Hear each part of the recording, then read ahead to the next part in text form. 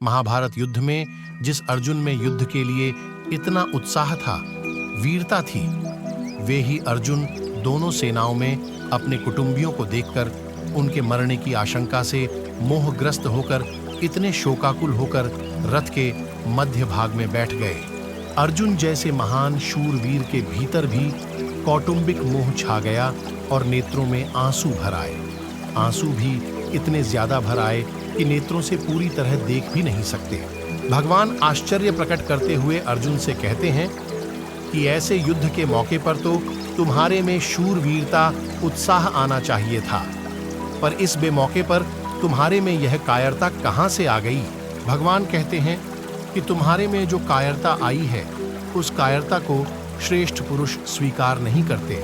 अगर सांसारिक दृष्टि से भी देखा जाए तो संसार में स्वर्गलोक ऊंचा है, परंतु तुम्हारी यह कायरता स्वर्ग को देने वाली भी नहीं है, अर्थात कायरता पूर्वक युद्ध से निवृत्त होने का फल स्वर्ग की प्राप्ति भी नहीं हो सकता।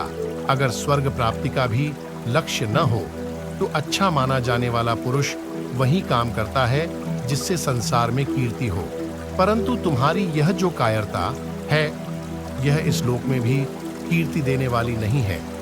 तुम्हारे में कायरता का आना सर्वथा ही अनुचित है।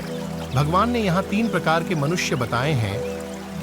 एक, जो विचारशील मनुष्य होते हैं, वे केवल अपना कल्याण ही चाहते हैं, उनका ध्येय, उद्देश्य केवल कल्याण का ही होता है।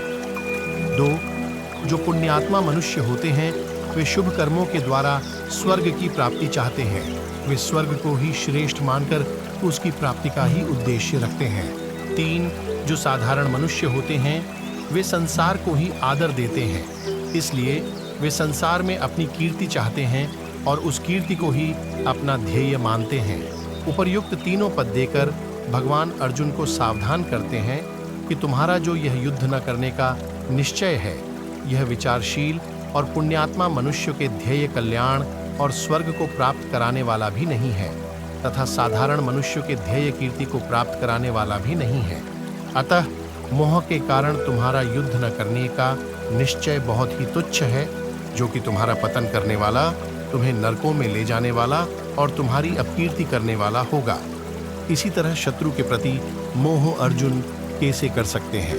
अगर हम कर्म ना करके बैठे रहे तो इसमें कभी कोई लाभ नहीं होता। इसी तरह भगवान कृष्ण अर्जुन को कर्म करने के लिए बोल रहे हैं